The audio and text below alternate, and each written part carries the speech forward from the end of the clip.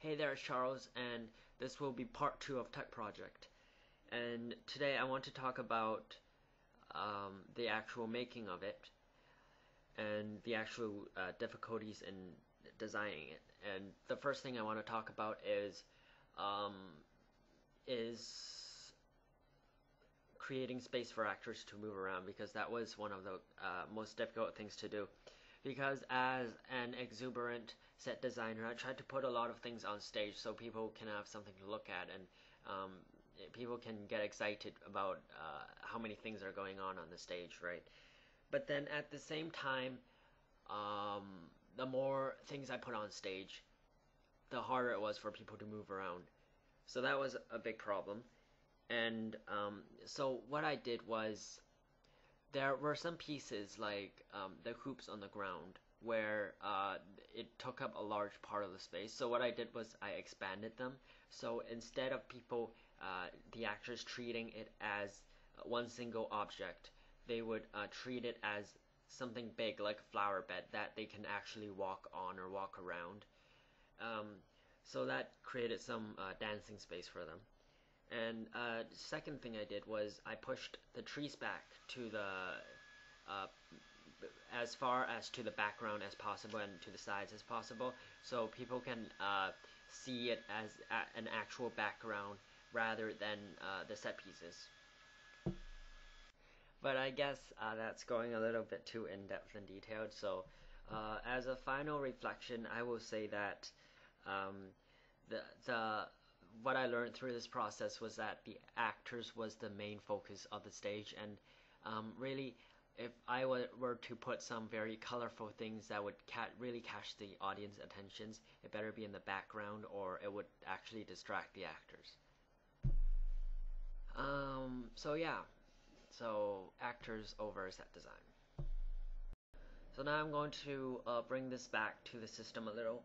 I'm going to talk about what I already knew and how this activity confirmed to me.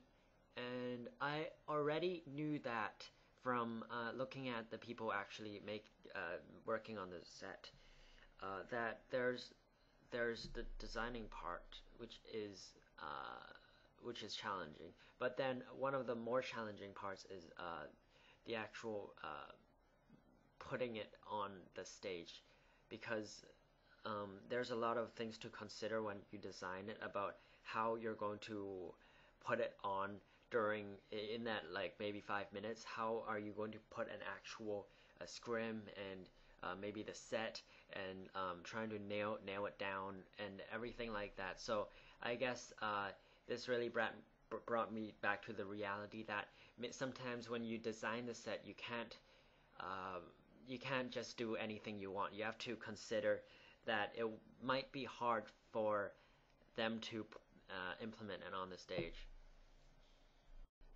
And one of the things that I learned that was completely new to me was the aspect of dimensions. Usually, I thought that when people designed the set, they just made pieces and put it on, but that's not the case. You actually have to be very precise in finding out how big you want the set, because well, usually when I go see a play, I don't really think about the dimensions of the pieces, because maybe because it's everything is perfect, so it doesn't annoy me. But if something were to be, for example, if the table was a lot smaller, or maybe it's more looks more like a coffee table than an actually the table it's supposed to look like, then it would annoy me, and it would look like a flaw with the set design.